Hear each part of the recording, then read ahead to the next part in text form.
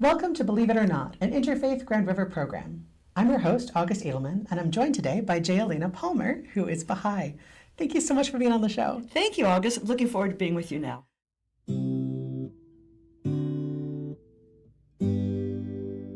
So let's get started. Just who are you out in the world? In my career years, I did many things, but they were all related to adult learning, adult education, and mostly with the emphasis on inclusion, inclusive learning and teaching strategies. I do a lot of volunteerism. I've always enjoyed volunteerism, and it was interesting from a Baha'i perspective. Service, work, anything done with love in your heart is a form of prayer. So that gives even an added dimension, the idea of volunteering. I love the outdoors. I like to hike, bicycle. I like to dance. I love movies. I love good stories. I read books. I love to travel. Travel is a big part of my life, as a matter of fact. Where did you travel to most recently? Most recently, Iceland. Iceland! Yeah, wow. That was amazing. I've heard it's gorgeous. It is. Everything you've heard about being gorgeous is true, and then some. And then, wow. We were astonished by the variety. You think of the lava fields, you think of the fjords, you think of the, whatever. So much more. How long do we have? I can tell you more about it. So, were you raised Baha'i? No, I grew up in a Jewish family. Okay. I grew up in a Jewish family. We lived in a number of small to medium-sized town in Indiana in the U.S., and I went through as the best that my parents could provide when there weren't very many other Jews in many of the towns where we lived. I had a Jewish education, a little bit of Hebrew school, to about age 15. I meant to check this in case you were to ask. I forgot to check. I think it was age 15. So a grounding in Jewish principle, practice, history, a little bit of language. I didn't go through what would be called a bat mitzvah, so I didn't have as much Hebrew training as perhaps others did, but had a little bit. So how did you come to the Baha'i tradition? Well, I guess that question had to happen. In full respect and honor of my cultural and religious heritage, as a university student, a long time ago, back in the 60s, I decided that it didn't fit me anymore. I decided to go on my own journey. I told my parents I didn't want to think of myself as Jewish anymore, and they understood that I had to find out who I was and what I wanted to believe in. So it wasn't so much as discarding the past as looking for what I wanted. And I didn't actually expect to find what I wanted within a religion. I really thought the solution, looking for people who shared my belief system and put it into action, I thought it was going to happen through economics, social practices. So I studied philosophy. Ask me anything you want to know about the German atheists, I can tell you all about it.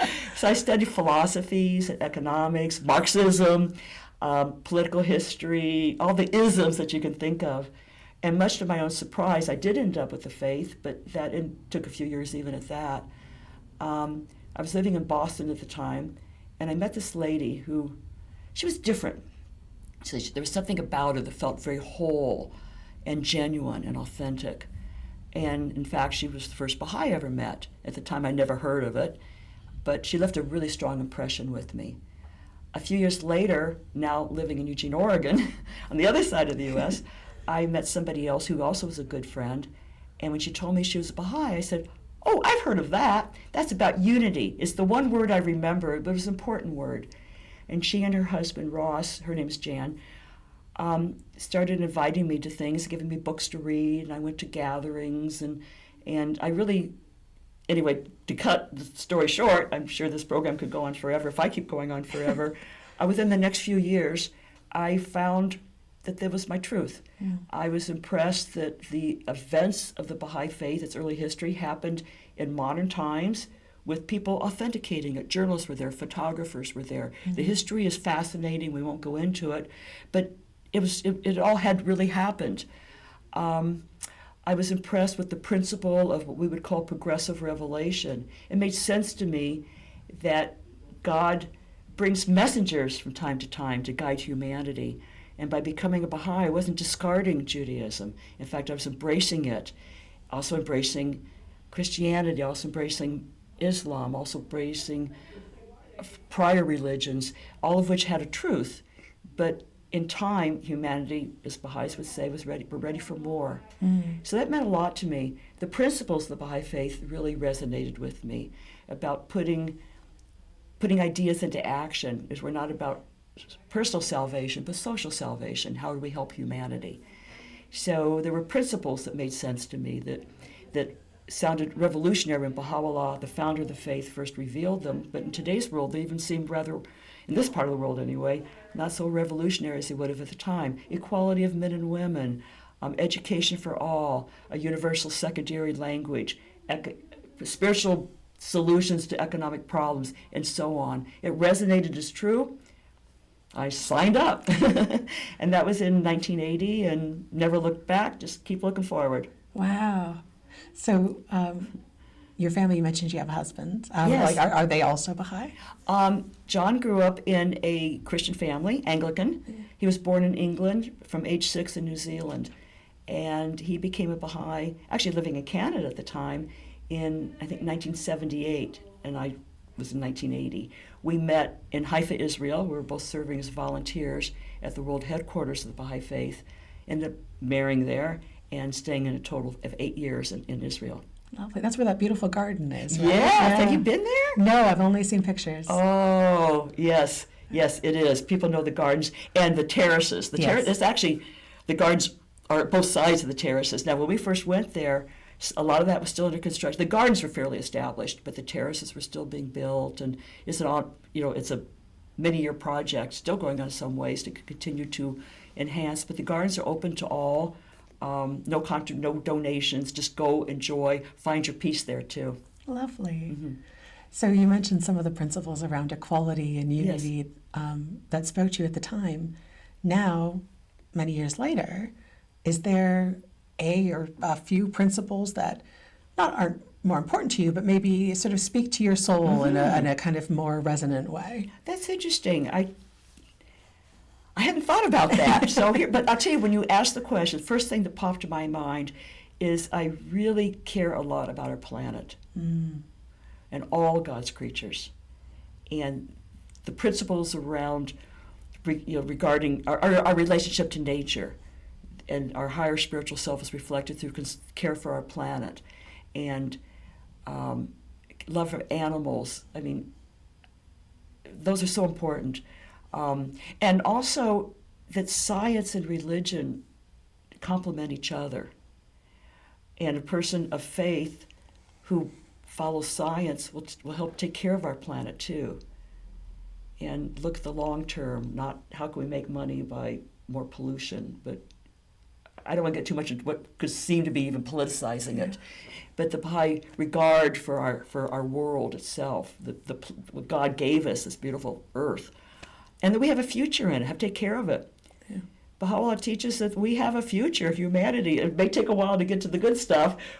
Times are rough right now, but there is a better future, and that future needs a place to happen. Yeah, lovely. Mm. I love hearing about ecology and different people's faith traditions. It's a good question. Thank you for asking that. I'm going to think more about it. Nothing I would think later would negate what I said, but you've got me thinking about the most important ones. Yeah. Thank you. Yeah. So how has your faith impacted your life? In ways I couldn't have anticipated at the beginning. I used to think that I was never an atheist. I was more of an agnostic in the sense that I'd figured it out.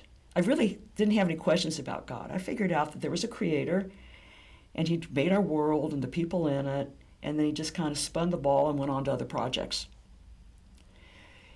Realizing the living presence in recent times and the validity of the face of the past, accepting all of that, I think has had me see more and more the spiritual implications of the things that I do, and the spiritual nature of everybody I'm involved with. Even, people watching this don't know that before this started, largely because the camera and the microphone weren't working at the beginning. I'm grateful for that, by the way. We had a wonderful conversation. Yeah. I could see the spirit in you, and you glow with that too.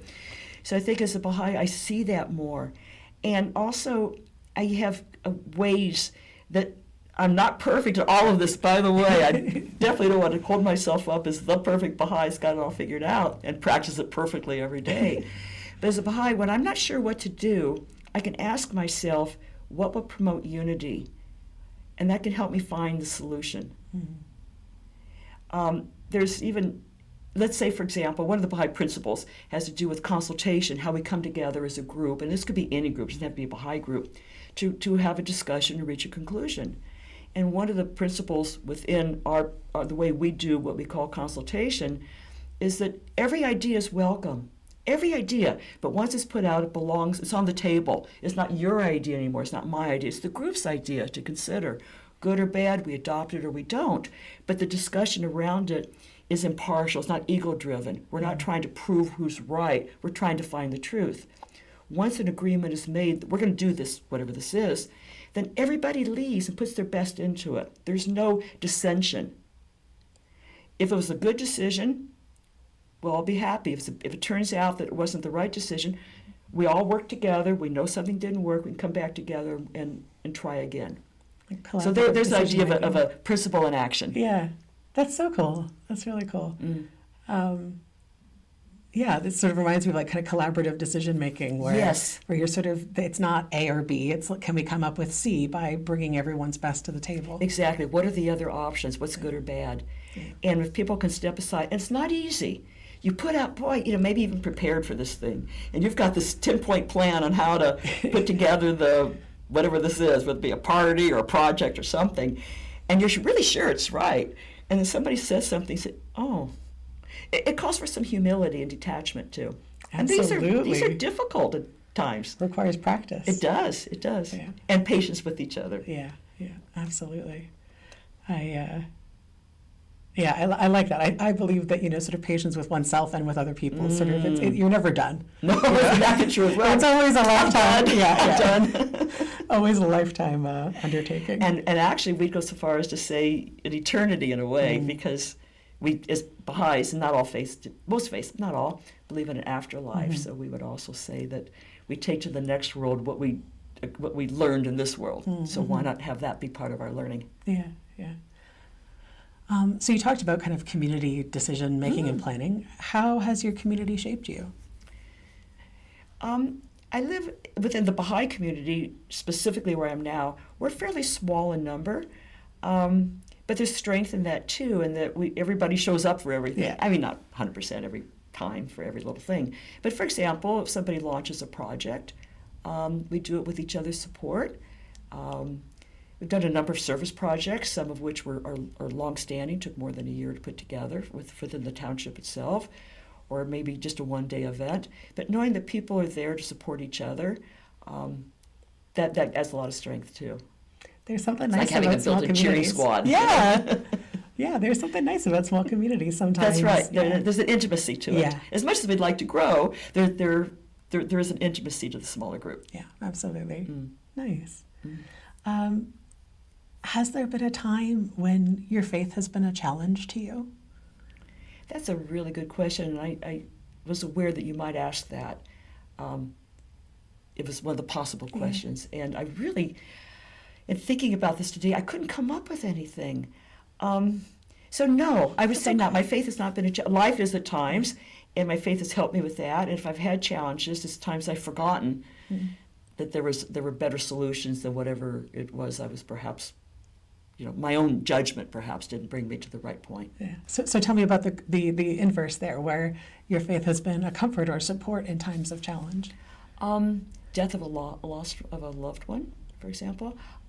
Here's a good example, actually. I didn't know about that question, and I love it, by the way. But both of my parents had difficult deaths. My mother from ALS, which is one of the worst ways. But my father, in some ways, even worse, through a suicide. And it gave me great comfort to go to the Baha'i writings and look at, and they were both still practicing Jews, to go to the writings to learn more about we can't judge each other's troubles.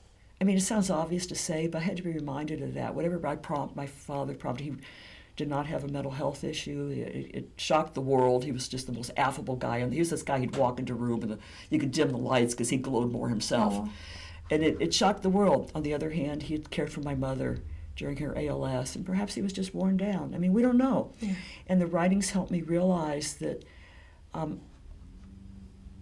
just don't try to figure it out. Just love him and know that he had his reasons. And that gave me great comfort, huge comfort. That's really beautiful. Yeah. Thank you. I mean, I'm very sorry about the loss of your parents. Thank you. Thank you. But I'm glad you have community. Thank you. Thank you very much. I hope your family brings you love and peace too. Thank you. So sort of my final question, unless there's anything else you want to get into, is kind of if there's one thing you could kind of say to the folks at home, one kind of idea you want to put out there to kind of sum up with. Okay, what popped into my brain is the Baha'i faith is truly welcome to all. People who find that it's their truth are welcome to join. People who just resonate and just want to come to the parties and eat the food are welcome too, and everything in between. I organize a twice-a-year highway cleanup. We put a little, through the Waterloo region. And we always have people who are not members of the Baha'i community who come because they like doing service with us. So I would just say, just one small example, but anybody watching this who's curious, find local Baha'is and see if there's things you'd like to join in on. If you find yourself interested in the faith, investigate. But it's not required. We're not looking. We don't proselytize. We don't convert. We welcome. Mm-hmm.